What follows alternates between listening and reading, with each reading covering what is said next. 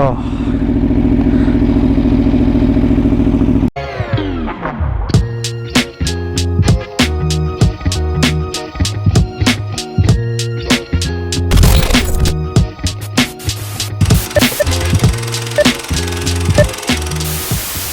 Hi guys, welcome back to the channel. Thanks very much for joining.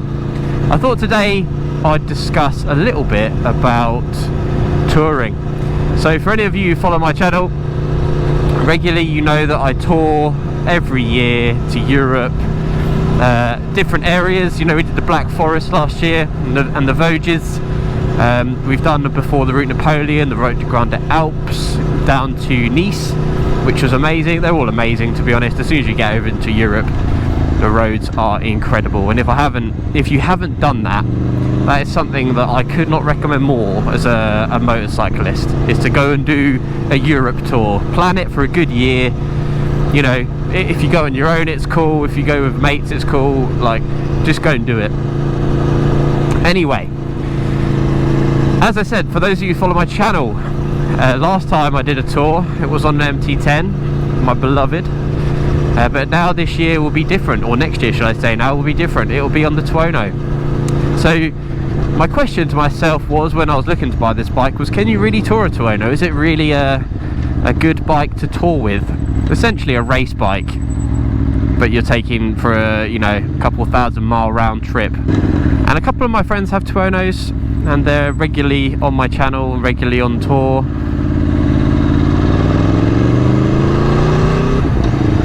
And last year was the first time we had a couple of issues with the Tuonos. Both Tuonos had issues, and also Ducati. So the three Italian bikes all had an issue, or a breakdown, you could class it as, I guess. The first one was a 2017 or 2018 Tuono. I think it's a 2018, and that was overheating. When we looked into it, and if you follow the video, you will see that we tested the fans on the bike, and yeah, basically neither of the fans were working. So when we were getting into town and the airflow really slowed down, my friend's bike was just basically overheating, which isn't good for an engine. If you know your engines. So yeah, he had to, you know, a couple of occasions he had to stop. He almost debated not doing the rest of the trip because, you know, it's not really worth throwing your bike down the drain for. But they went and did, both of the Tuonos, they went and did a clean of the radiators, because their radiators are a bit dirty. They took the guards off and they just got a gentle jet wash and sort of rinsed them out. It made a huge difference. And it's not something I ever really considered doing. But when you're on sort of tour, you have to sort of, you know, think about these type of things, and, you know, you really have to try and do whatever you can in order to improve the situation. And yeah, they jet washed the radiators, and the 2018 Tuono was running way better, like way better. It was also worth bearing in mind that the temperature when we were over there was like 35 degrees. It was horrendous. It was so fucking hot. Squeaky brakes on this bike at the moment for some reason. So yeah, he didn't have to actually replace the fans when we were out, and we couldn't have done it anyway. We did test it. We put a wire direct from the battery to the fan, just to see if the fan would even turn on, and it wouldn't. Neither of them would. So we knew that there was an issue with the fan itself. But he had those both replaced, and yeah, fixed it nicely.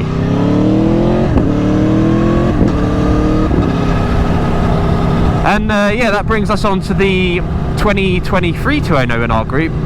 And when we were on tour, we just stopped at the top of a little mountain, and this mountain, it was nothing, you know, out of the ordinary or anything like that. We just stopped for 5 minutes just to check the map, or check where we were and what we were doing. And yeah, he went to turn the bike on, and it just did nothing, wouldn't even crank, which was a bit strange. We were really lucky actually, because our friend's Ducati had broken down a couple of days prior. We had a multimeter on us.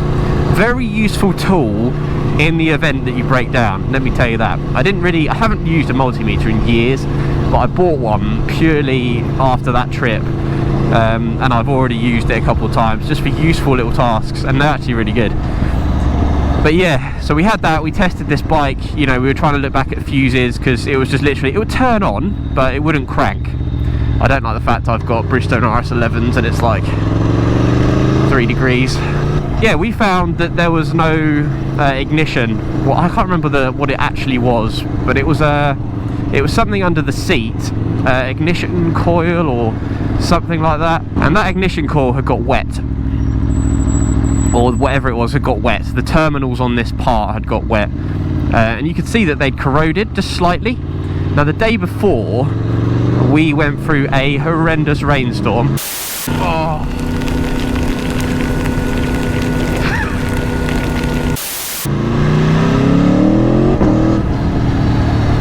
And that rainstorm was like, yeah, class 5 rain. It was mad.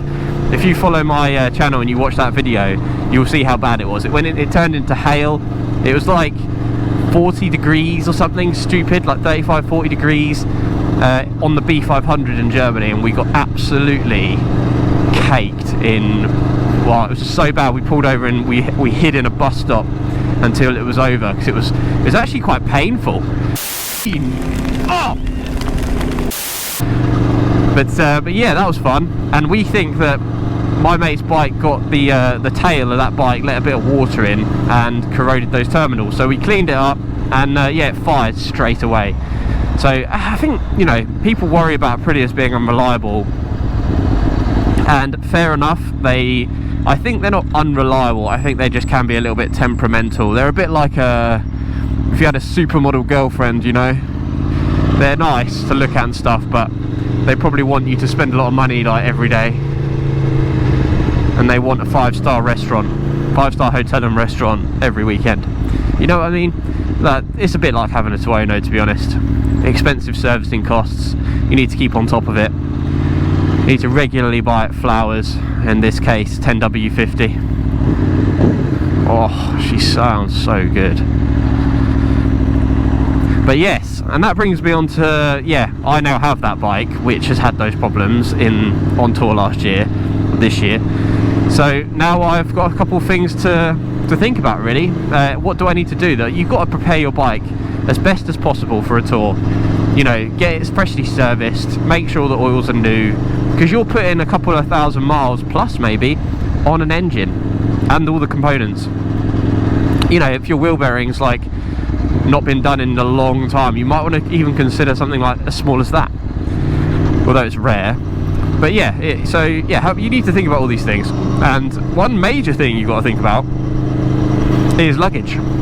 Now, I've been quite lucky with my luggage. I just thought one day, you know, bugger it, I'm going to buy a really decent luggage, and I'm going to spend the money, and I'll keep it for a long time.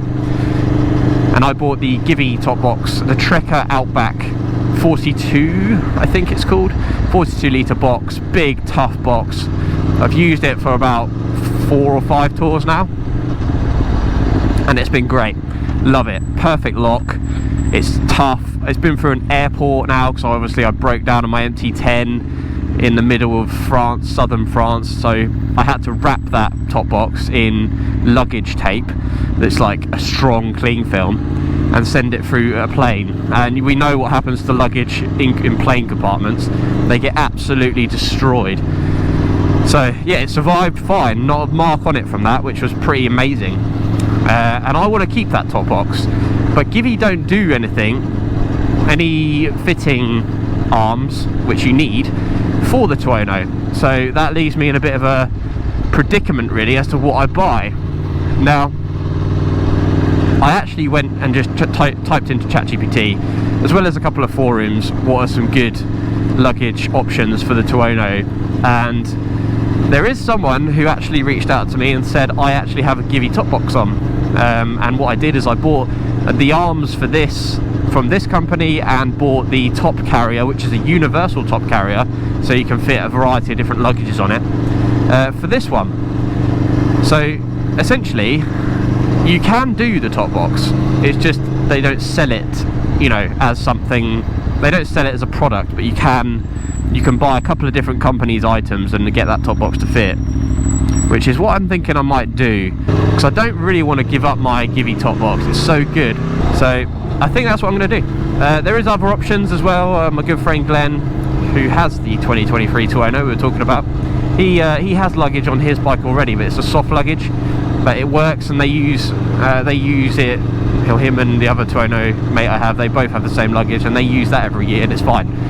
So I might use that just this year, save myself a bit of cash. But let's see. I actually wanted to ask everyone on this video, if you're watching this video and you have a Tuono, have you toured it? What has your experiences been with a Tuono? Have you ever broken down on it? What sort of things have gone wrong? I'm completely interested to know, because I think they have a not a bad rep, but they have a little bit of a temperamental rep. I think KTM might be overtaking them now. But yeah, what have you got? What's gone on with your bike? What's your experience been like with the Tuono? I'm intrigued to know. Maybe you've done a setup for a top box. Maybe it's a hybrid setup like I'm thinking of, or maybe you just bought a company that I've never heard of. I don't know. But yeah, let me know down in the comments. But yeah, so next year, I haven't even gotten to where we're going. Next year we are going to Spain, because we have not done the Pyrenees. So we've done all of the Route de Grand Alps, so that goes straight through the heart of the Alps in France, which is lovely, incredible. I would never complain if I went there, you know, 100 times a year. But this year we're going to I think we're going to Santander on the ferry from Portsmouth, and then we are going to head you know, just do a figure of 8 through the Pyrenees and see what the Pyrenees is all about, see if it is as good as they say, and I'm sure it will be, looking at the photos that I've already seen. You know, any mountain range is pretty incredible, isn't it? But yeah, that's it. So that'll be my experience next year. Hopefully it'll be a very good one. We're going in peak summertime, so hopefully it won't be too horrendously hot. But yeah, that's that. Anyway guys, nice to check in with you. Hope you're doing well. Hope you're getting out on the bike.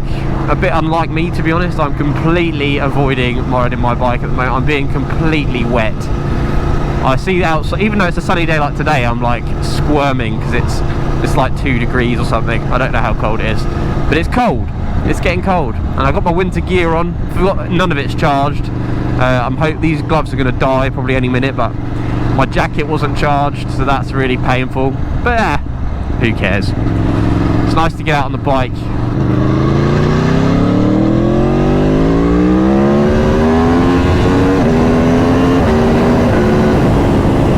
But yes guys, maybe you've been to the Pyrenees, maybe you have some recommendations for us. I don't know, maybe a good hotel, good restaurant, good roads, any of the above. Yeah, let me know down in the comments. But for me, for now, I'll catch you on the next one. Take care, see you later.